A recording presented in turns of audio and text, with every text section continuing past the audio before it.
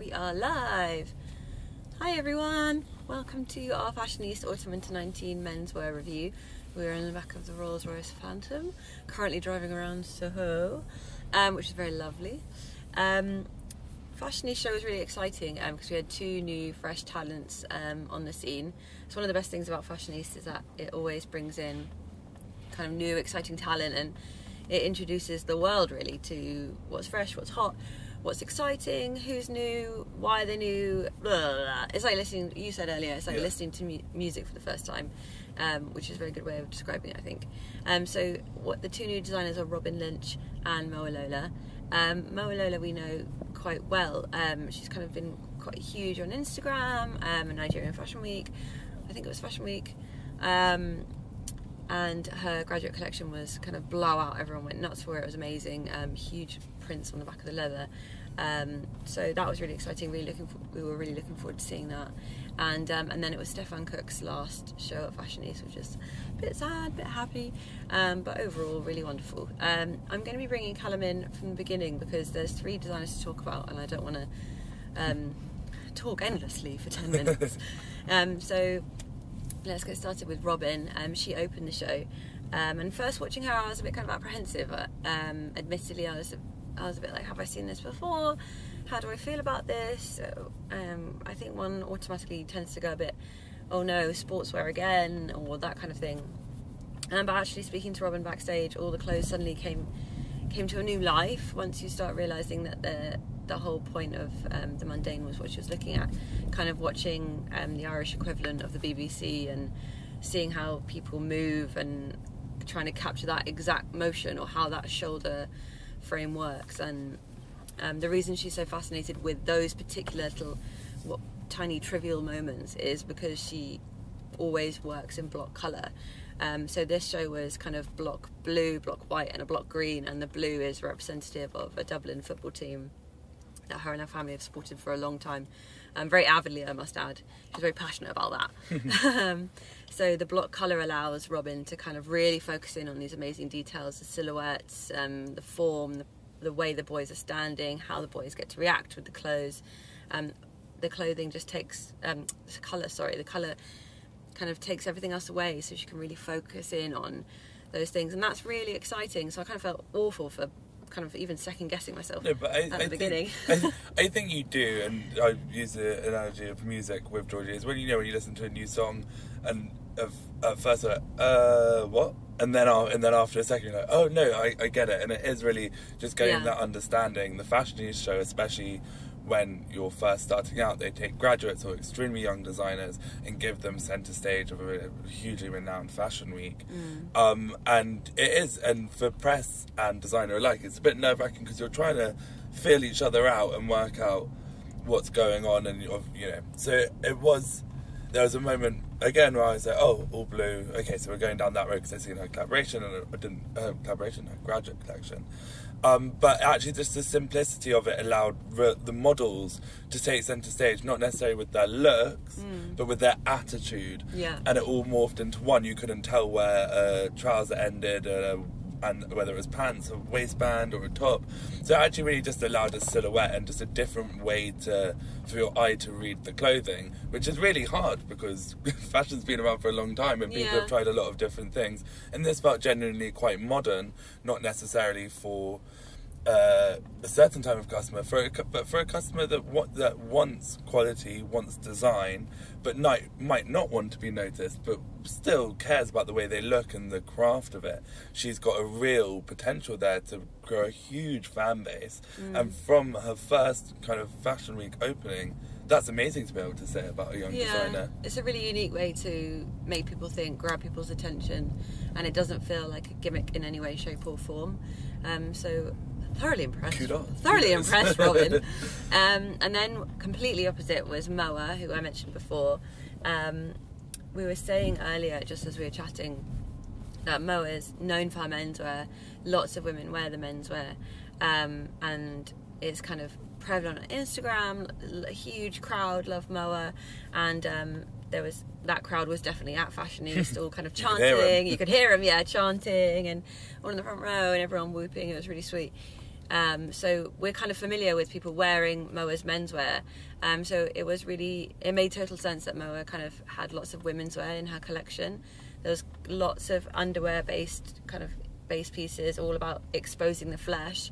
Moa was saying that exposing the flesh is kind of exposing yourself, exposing your personality, your emotions, who you want to be, why you want to be that person, and letting kind of that raw energy out, which is really refreshing. And there was a lot of exposed flesh. The women's wear was kind of really belty skirts and boobs and tiny triangle bras and kind of straps up here and knee-high boots, and super raunchy, super fun, super sexy, lots of leather. I was kind of contemplating though how every woman would wear this. Great for clubbing, absolutely perfect for a night out, or just for that statement like flair. But I was kind of thinking about different body shapes and how perhaps if you're not a size whatever or a model on the runway, can you exactly wear a tiny triangle bra and a belt, and how does your bum kind of fit into that? Does it ride up? Does it bunch at the back? And I'm wondering whether Mo has catered to that with such like kind of tiny,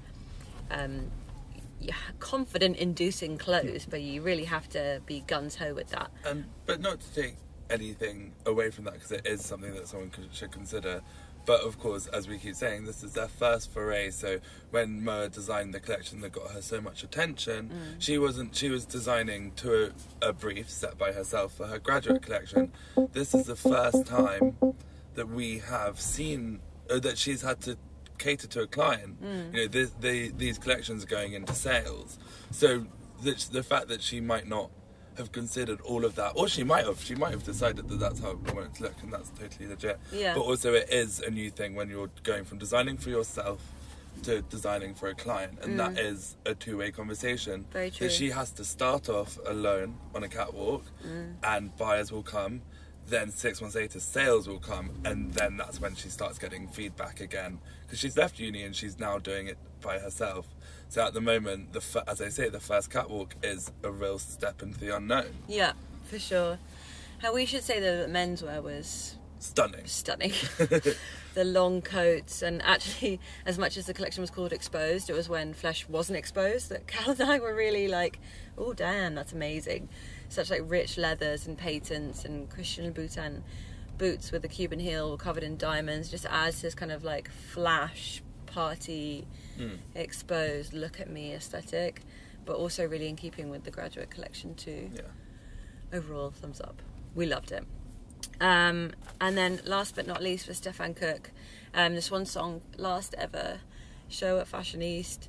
Mixed bag of emotions actually. I'm really eager to see Stefan Cooke show by themselves, and I'm really eager for them to kind of have a space to play with and have their own platform. But this whole show was about celebration and thanking Fashion East for supporting them for so long, and everything was about the party, the celebration, those beautiful moments you get in a club where the light shines in your eyes. Perhaps you've had a bit too much to drink and the faces are flashing, and that was kind of digitally printed, and there was amazing knitwear, but the real kind of moment for the show were these sliced leathers, jackets and really tight trousers, which were kind of modelled off the moment in a Chelsea boot when you put it on, that stretch of colour that allows you to put your foot in.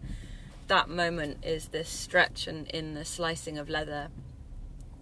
So as the models move, or if you're dancing in the club, or if you're celebrating your last show at Fashion East, this amazing pop of red peeks through white leather, or I can't remember what other colours they had, but wonderful swirls of colour inspired by party poppers and such. It was just a real fun luxury moment. Yeah, and it was another way to do celebration. I mean, if you think back to the way art school have done celebration in the past, that's allowed disco, death droppings, extravaganza, which is amazing Very and true. so fun to watch. But actually seeing Stefan Cooke do this was really do such a subtle celebration, just such a genuinely grateful. You know, you felt the gratitude to Lulu and Natasha and the Fashion East team, and you know, it is. And 3 seasons ago, I remember Georgina and I talking about his first collection for Fashion East and saying, you know, where's this going to go? Don't know. And we've been invited, really, you know, luckily, to go on that journey for 3 seasons with him, where he's had the support and kind of, you know, the advice of Lulu and her supporters and her family, wider fashion family.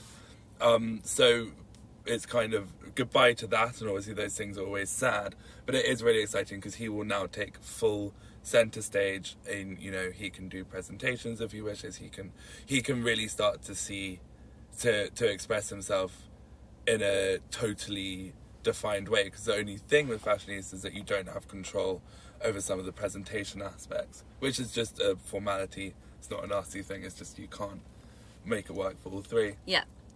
So I'm really, really looking forward to their next steps, and it was an absolutely stunning collection. It was an absolute league of its own, in my opinion. And they worked really nicely, all three together. They really did, I thought there was a really lovely cohesion, and kind of the new guard seeing off the old guard, and, you know, there's constant kind of changing of batons. Mm-hmm. And it did really make me think to 3 seasons ago, which was my first fashion week for SHOWstudio, seeing Stefan come in as the new kid.